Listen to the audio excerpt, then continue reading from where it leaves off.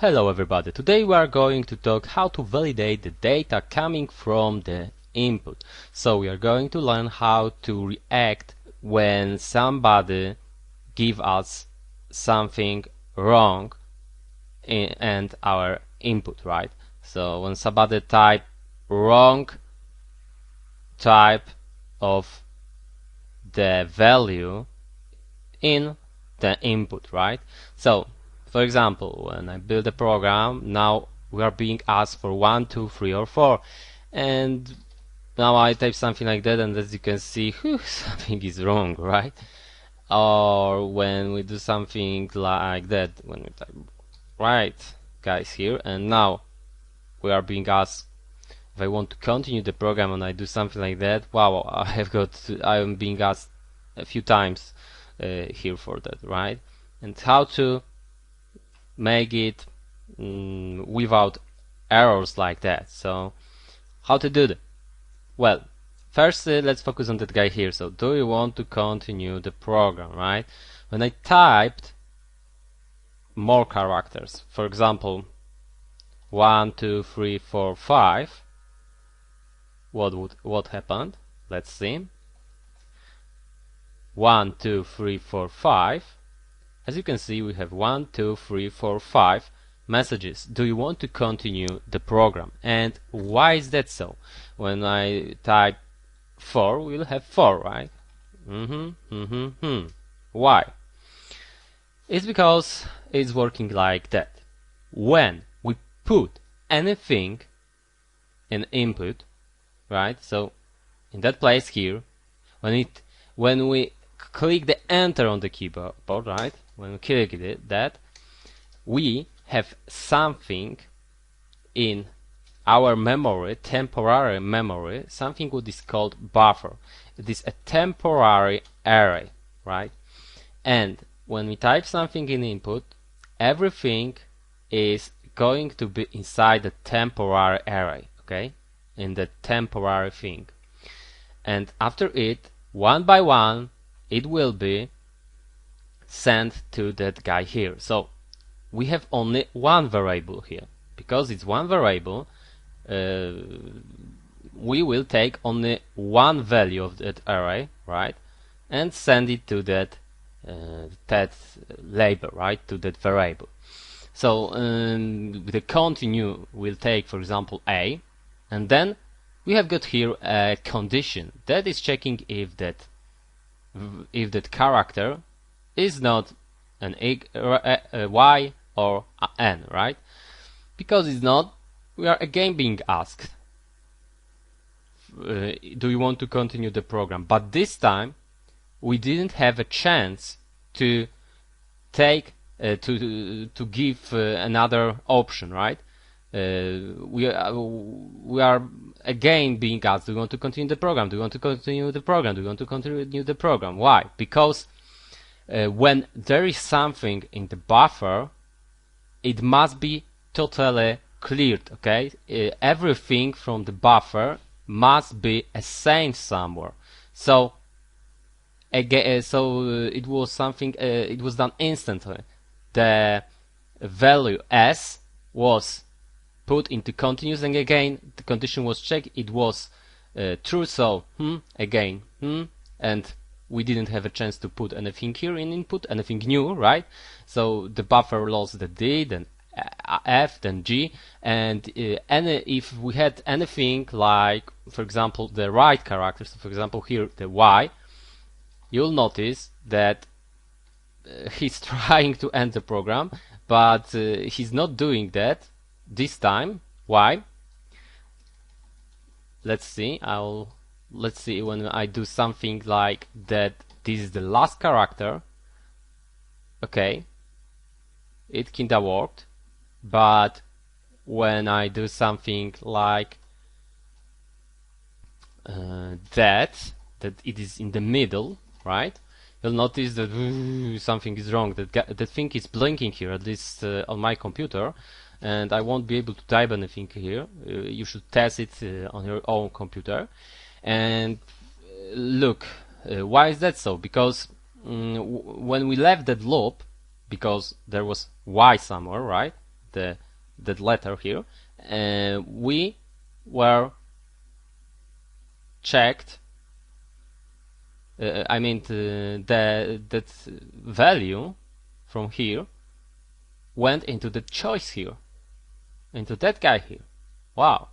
Okay, but let's focus on that that thing here. Let's fix that guy first. How to do that?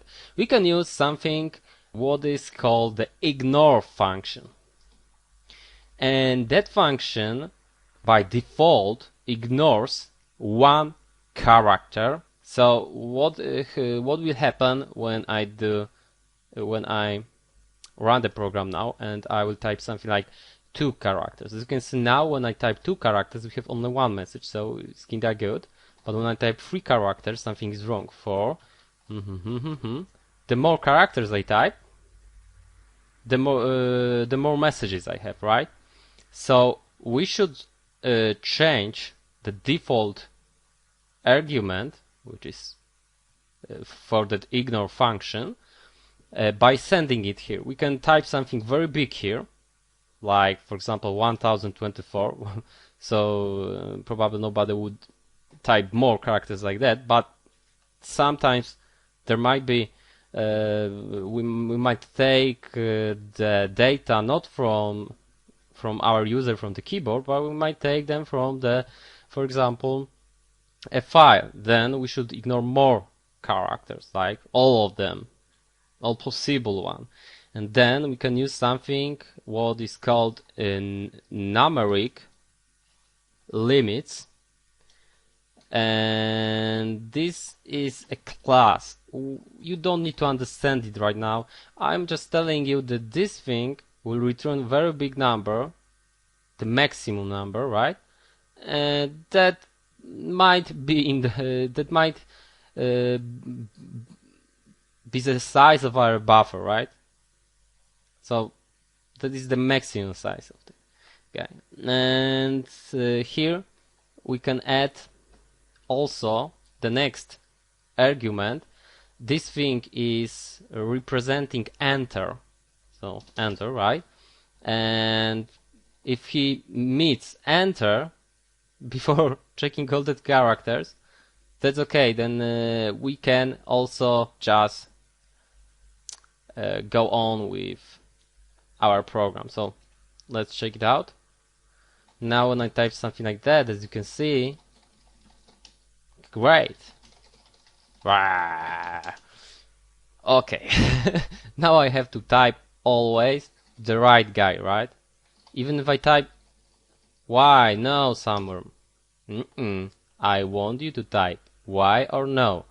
When I type Y, everything works fine. Great. But now, when I type here the right things for the radius of the circle, for example, everything is okay. But what when I type here characters like that? Wow, something is wrong. And here, it's not enough to do just that thing. It's not enough. Let's copy that. Let's see. Is it enough? No, it's not enough. Now let's do it that way. Bach. It's not enough. Why? Because when we type a value which is not the same type as a variable, so I was typing here characters and I was trying to assign characters to integer, right? Something is wrong. I can't do something like that. Well, I can't assign more than one, right? I can't do that. That's wrong. So how to avoid situation like that? Well, we can do something like that. Why? That thing is not right thing, so it is not the same type as we have in variable, right? So why things coming from the input to the choice are not the same type as here, we will do something like that. Scene clear. So we'll use the method that will clear the state of our input, because look what happens here. We have a method state before, and like that, read state. So RD state stands for read state, right? Read state, and it is reading the state of our input. So it will return if it's right or maybe it's not right. Okay, so state before and state after. And now let's check it out. When I type, for example, it didn't go well, but it's because I typed the value for that scene. I should start from that guy here, okay? We have to fix that guys here also, but let's start from here. So I should type the wrong characters, for example here. I type here wrong characters. I'm expecting the 1, 2 or 3 in the choice, right?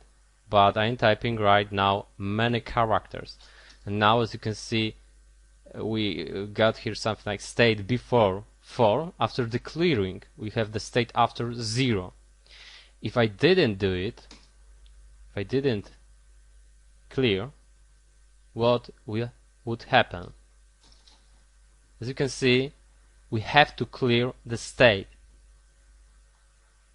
in situations like that, because when the state is not cleared, we can't put anything anymore into the input. Okay, so remember about clearing the input.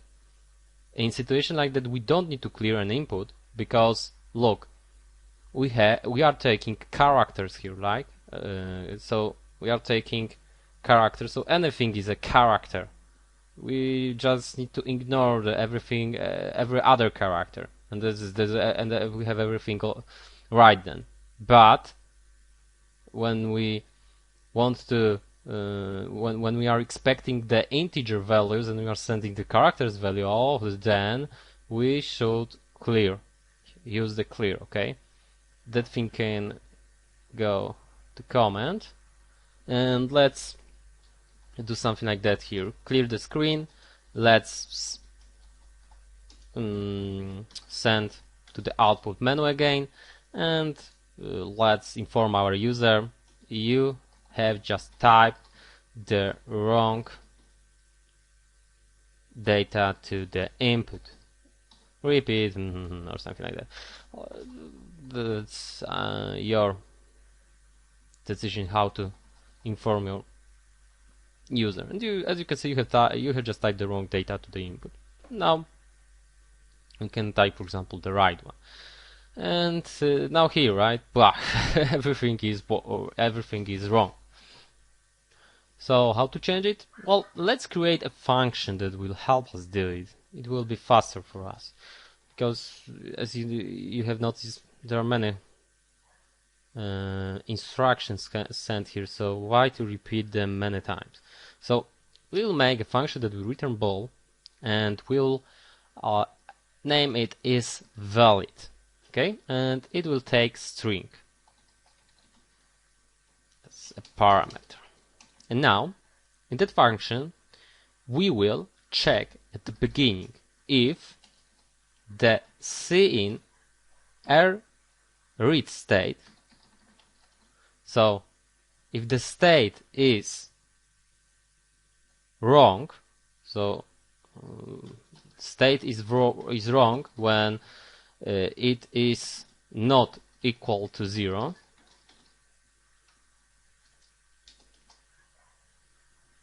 So if the state is wrong, we have to clear the state, right? And everything is fine then. We have to also ignore like that. Okay, we have to also ignore. and then we should clear the screen so it will be easier to read for our user later, our program, and initiate menu again, and we can send here something like, for example, error message that we will decide later how it will looks like. So error message and return false. False will mean that it's not valid, right? It's not valid because we were taken to that guy here, to that instructions here. Otherwise, just return true. True won't be returned, will never be returned if that guy is written, right? Because I told you that when in function our PC meets the return statement, he is leaving the function instantly to the place where it was invoked. Okay, and now we can do something like that. For example, do while, right? And as the condition, we will do something like while is valid. While it's not valid, please take the radius. And when it's not valid, please also tell our user something like the radius is wrong. Please type it again. So it's the error message, right? Let's see how it works. Circle, now I'm typing something wrong. The radius is wrong. Please type it again. Type it again. I'm not going to let you go through that. You have to type the right radius. Now you can go, you are free, okay? So everything works fine. Now we have to also do the same thing for other guys. So let's train a bit. So let's copy that way. Do, and here we had the, let's just type the data is wrong. Please type it again.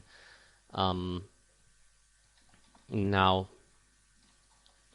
scene A, B, and now, oops, where did I go? A and H.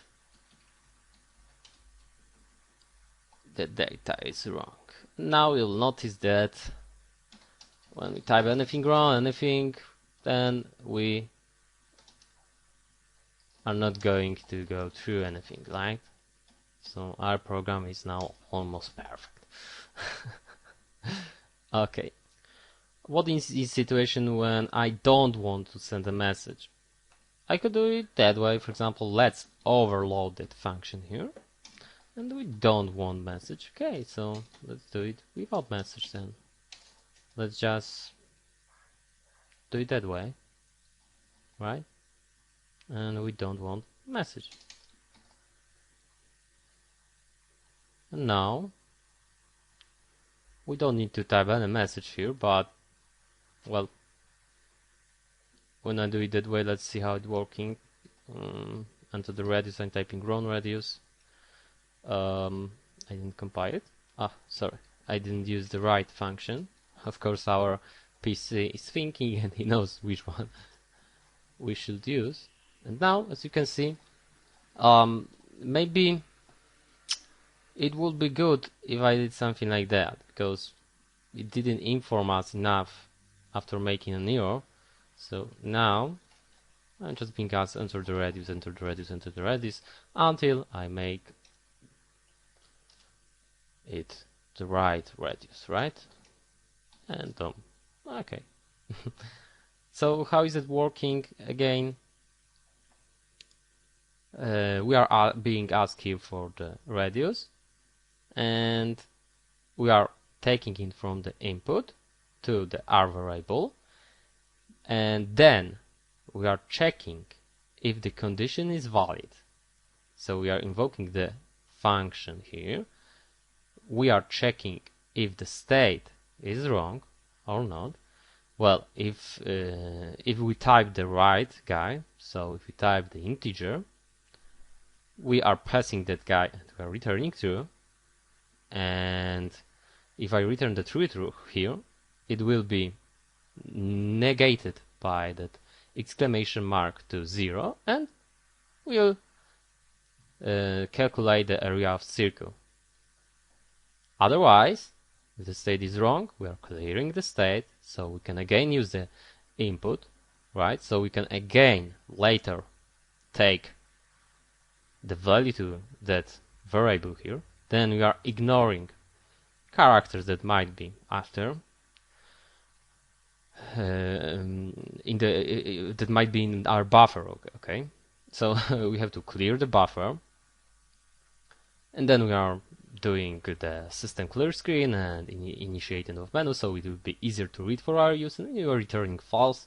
So we are changing false with the negation exclamation mark to true, and because condition is true, we are again sending to the output that things here, and until we get the right values, right?